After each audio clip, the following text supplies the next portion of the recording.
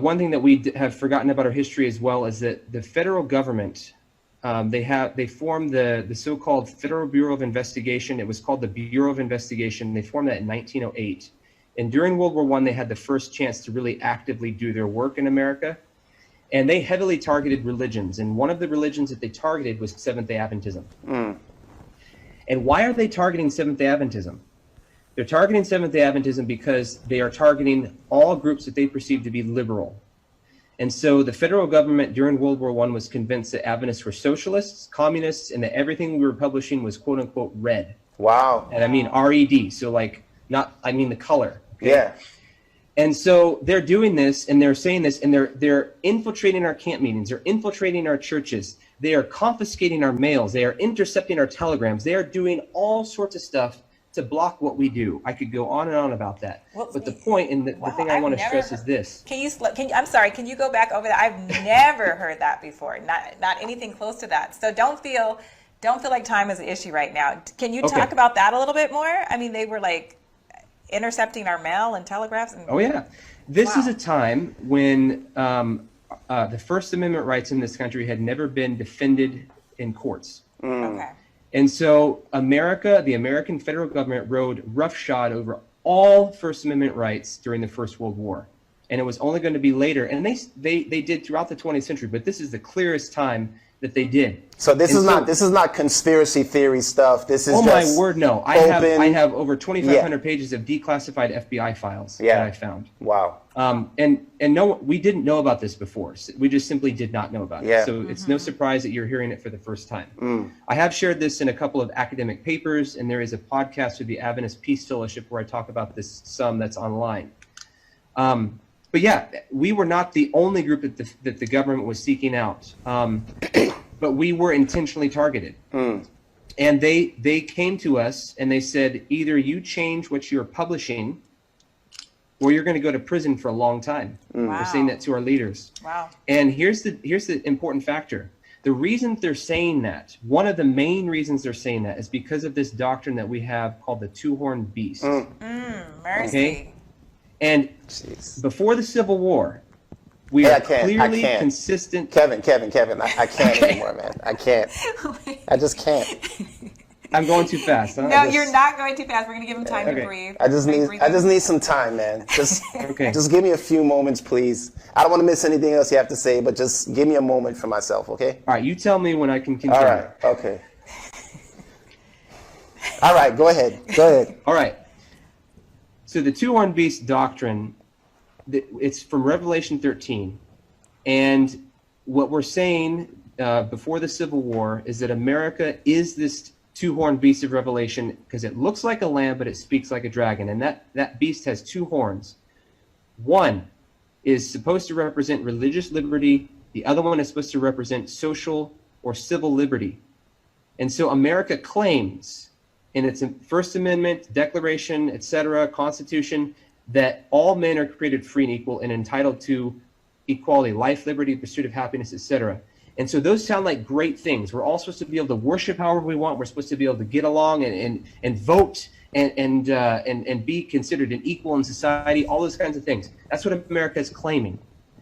And Adventists are saying that lamb-like beast looks and speaks like a dragon because it claims those liberties, but it denies them to religious minorities and civil, social minority, racial minorities specifically. The number one thing that they talked about the most was oppression to black people. And so Adventists continue to preach this doctrine, saying that America is currently, right now, the two-horned beast. Not future. Not in the future, not when they enact a national Sunday law at some point, but they are the beast now because they are oppressing racial minorities and, to a degree, but not as significantly, also religious groups who are trying to observe Saturday Sabbaths and other things. It's not just that issue alone. In the early period, we were never single-mindedly focused on the national Sunday law. Yeah.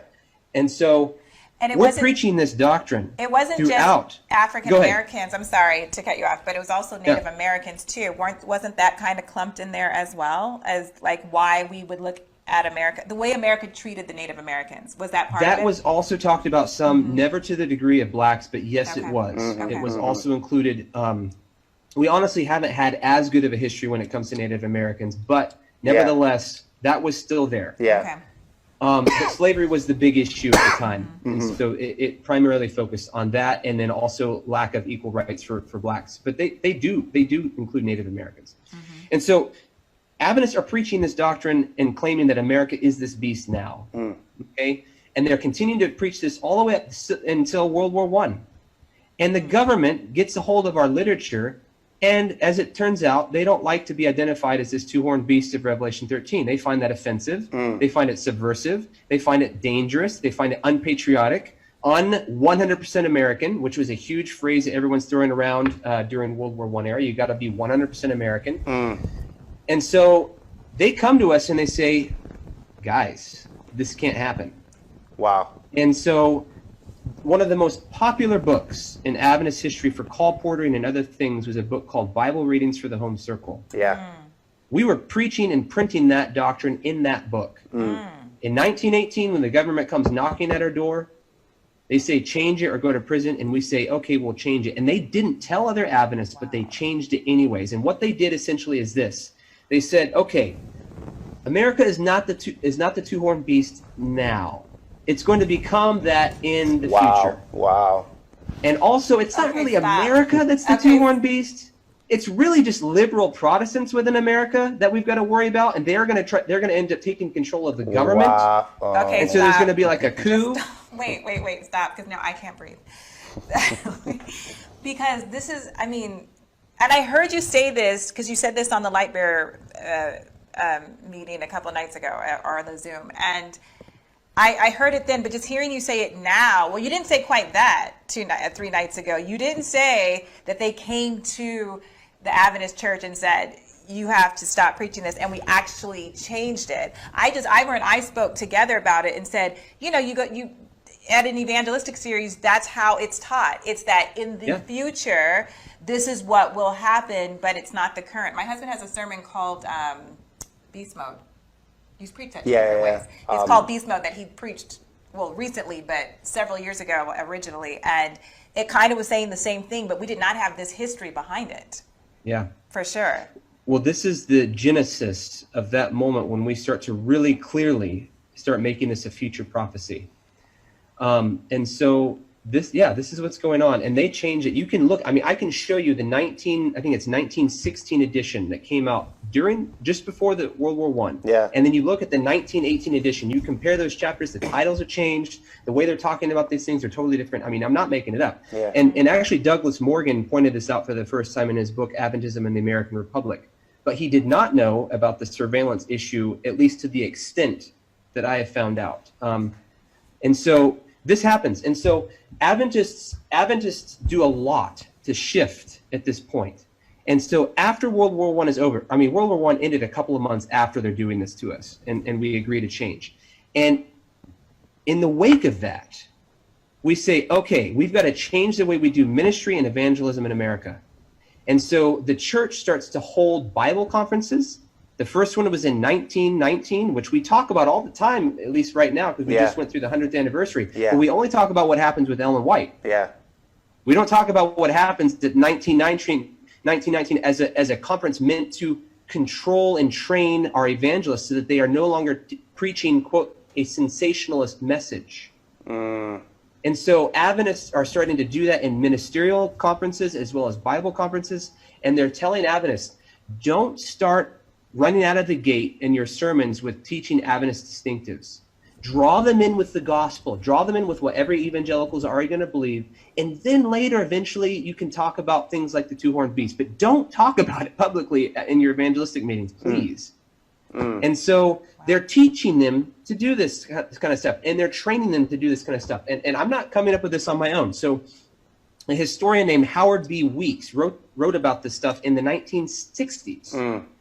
And he knew nothing about the government surveillance, nothing about what was a major motivating factor in prompting the Adventist church to make these shifts. He just saw this happening, thought it was just sensationalism during World War I, and said, oh, the church realized, hey, we've got to change. And so he writes his doctoral dissertation on this, and actually the Review and Herald publishes it. And so this stuff all ties in together, and you can see there was intentional, calculated maneuvers that our church made to do this. And I think that in this process, Adventists are wanting to draw closer and closer to evangelicalism so that they can be aligned against a common enemy like Ivor just mentioned. And there's several other factors going on. As we're getting closer, it's during World War I that the evangelicals start to refer to us as a cult. We want to overcome that stigma so bad. Yes. And that's that we're going to do whatever we can to prove that they're wrong.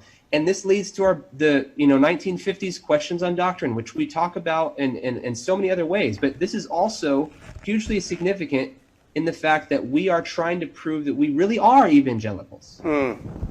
And that's all well and good. I don't have anything against evangelicals, and we do share many things theologically with them. However, these things come at a cost. And I think that they really need to be explored in more depth, because I don't think we realize currently how deep that cost was. But I think one of the casualties was race. I think another casualty was gender. But we're not talking about gender today. Wow. Benjamin. Yeah. That what did I get wrong?